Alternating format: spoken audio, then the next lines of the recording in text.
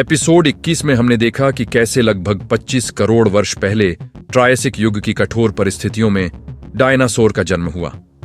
छोटे, हल्के और तेज जीव जो अपने अस्तित्व को बचाने के लिए संघर्ष कर रहे थे। लेकिन यह तो बस शुरुआत थी। अब कहानी आगे बढ़ती है। ट्रायसिक काल धीरे धीरे बदल रहा था।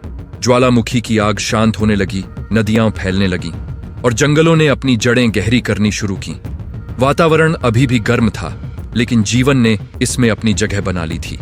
और इसी बदलते माहौल में डायनासोर ने अपना पहला बड़ा फैलाव किया। शुरुआती डायनासोर छोटे समूहों में रहते थे। वे झुंड बनाकर चलते, शिकार करते और अपने बच्चों की रक्षा करते। यही झुंड उनका समाज था। धीरे धीरे उनकी संख्या बढ़ने लगी। वे मैदानों में फैल गए, नदियों के किनारे बस गए और जंगलों में अपनी उपस्थिति दर्ज कराने लगे। उनकी विविधता भी बढ़ने लगी। कुछ डायनासोर शाकाहारी बने। वे पौधों, पत्तियों और छोटे छोटे झाड़ियों पर निर्भर थे। उनके दांत चौड़े और मजबूत थे। वहीं कुछ डायनासोर मांसाहारी बने, तेज दौड़ने वाले, नुकीले दांतों वाले जो शिकार करते।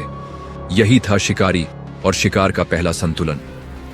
यह प्रकृति का संदेश था। जीवन हमेशा जगह खोजता है, चाहे परिस्थितियां कितनी भी कठिन क्यों न हो।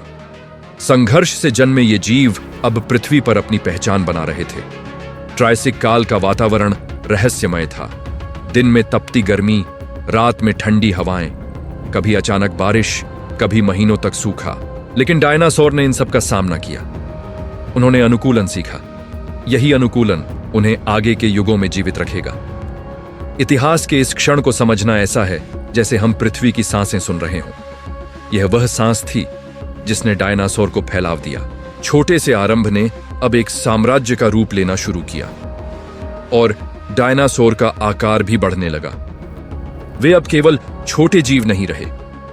कुछ विशालकाय बनने लगे, कुछ तेज शिकारी बने। उन्होंने पृथ्वी पर अपना पहला राज जमाना शुरू किया। एपिसोड 22 यहीं समाप्त होता है। लेकिन यह अंत नहीं है। यह तो बस एक पुल है अगले अध्याय की ओर। एपिसोड 23 में हम देखेंगे कि शुरुआती डायनासोर की संरचना कैसी थी और कैसे उन्होंने उन्हें सबसे शक्तिशाली जीव बनाया।